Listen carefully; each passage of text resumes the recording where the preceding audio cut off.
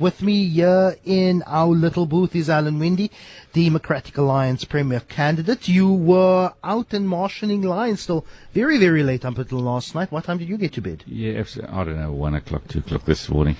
Out until after midnight, there were long queues. And if I have to make one comment, I want to say that we have amazing South Africans who brave the cold for democracy. So that was really good to see. And, I thought people were going to be really angry.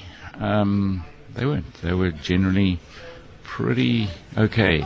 I'm getting some mixed reactions from our WhatsApp line saying, look, at our voting stations in suburban areas, voting went absolutely great. I was in and out by 30, 45 minutes. Of course, we had voting stations that had delays. In your assessment, what's the cause of those delays? Issues around electronic machines, issues around rules around where you could vote, the marshalling of queues. What's your thoughts on what could have resulted in some of those delays yesterday? So I think, first of all, the electronic system down and then up and then down. And I don't think the IC made decisions quick enough on splitting queues. Eventually a lot of those long queues split too late when it went to manual systems. It should have gone quicker to manual systems because you already by 10, 11 o'clock you could see how the queues were building up in certain areas. It was, and even speaking to some of those voters, I was at, I've got to try and think where it was now. It was somewhere in the Durbanville area at one stage last night.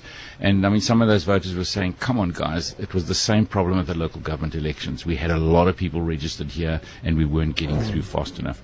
So I think there needed to be some quicker changes that would have made it more efficient. Well, you at the Rock, where results will slowly come in. Very, very early days. I'm on the IEC's web dashboard here.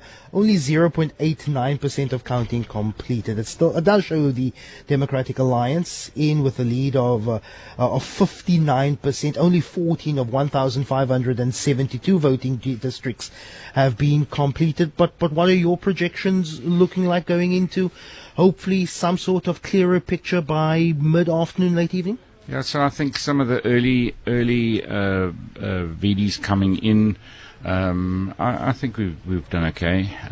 It was interesting to see, you've seen some of the areas in the Karoo coming in, and there I think we've done very well. So I was really excited to see some of those numbers coming in. They bode well. We've got some by-elections, in the next couple of weeks. We're going straight into by-elections in that region. But I must say, looking at this map, I think the IC has got a sense of humour. All the DA ones over there are yellow. Well, the question is also about the Patriotic Alliance, currently trending at second. And look, the Patriotic Alliance has eaten into DA areas and so-called blue walls over the last series of by-elections. That has largely been in the Platteland. We haven't seen the Patriotic Alliance really be putting up any form of challenge in the Cape Metro. So it will give us a picture of what's happening in the Platteland, in rural parts. We're going to have to wait till late in the day to see the impact of the Cape Metro, where we have 2 million registered voters. Absolutely. But the interesting thing is that I saw in that by-election that we lost to the Patriotic Alliance in Swartland, that in actual fact, if it was a municipal election, we've just taken it back. And those indications in the Karoo as well. That Beaufort West region, those by-elections, or if they were ward elections, we would have taken that back from the Patriotic Alliance.